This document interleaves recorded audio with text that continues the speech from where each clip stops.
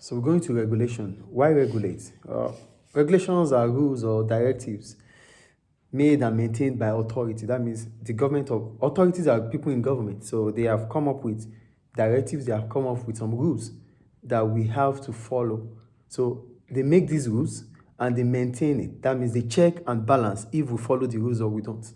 So why do we regulate? One, we're talking about the rules of regulation. So the first rule of regulation is to regulate some activities. So things that we do, things businesses do, things professionals do, they have to be regulated. They have to follow laws. They have to follow rules, guidelines. They don't just act. They have to act according to laws of that country.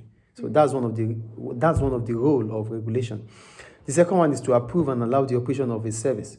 So if you have to carry on a service or you have to sell a product, it has to be approved and allowed by the government. So it's not just what you have to do. You have to follow rules and regulations about it. So if government gives you the permission to carry on with that service, then you can carry on with the service. But without that, you cannot. It becomes illegal. The third reason, to ensure compliance and report non-compliance. Another role of regulation is to ensure that people follow the rules. So those that do not follow the rules, they will be reported and be punished. So these are the three roles of regulation: to regulate some activities, to ensure that people are allowed, or whatever people do, or whatever firms do, they are allowed to do it. And the last one is to check the compliance of people and non-compliance. Is it clear? So we go to reasons why government regulates. Reasons government regulates. One, for public welfare. Laws are made to protect consumers against exploitation from businesses. So one of the reasons why government make regulations is to protect consumers. And that is what we call public welfare, against businesses that want to exploit them. If there are no regulations, businesses will exploit us. They will charge us higher prices. They will not give us information about. They will use our information that we don't even know about. But because there are regulations, they won't be able to do that. That's public welfare. The second one, environmental protection.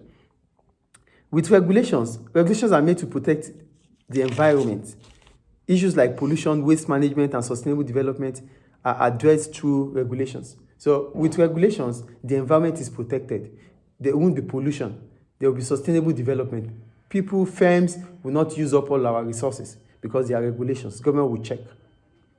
The third one, working environment. So the workplace, the working environment, that means offices, companies. Different laws are in existence to monitor the workplace. Regulations can address the following: safety at work, equality of treatment, dignity at work, and minimum wage. With regulations, activities in the workplace are monitored, are checked.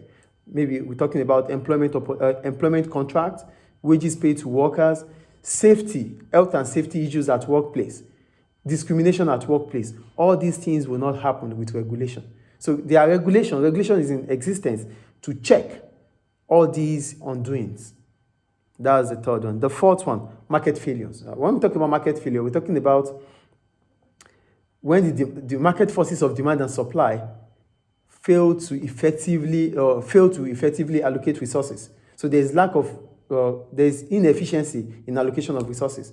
And when there's inefficiency in allocation of resources, it means we won't be able to get the quantities we deserve as consumers. So government comes up with regulation to correct this market failure.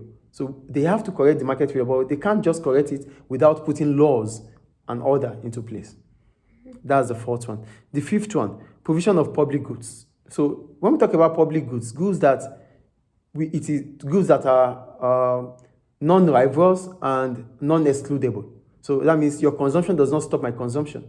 In as much as you can have it, I can have it. So these type of goods, the free market will not be able to produce them because of the free rider problem. So they won't be able to produce these things. So the only institution that can produce public good is the government. But before they produce it, they have to come up with regulations.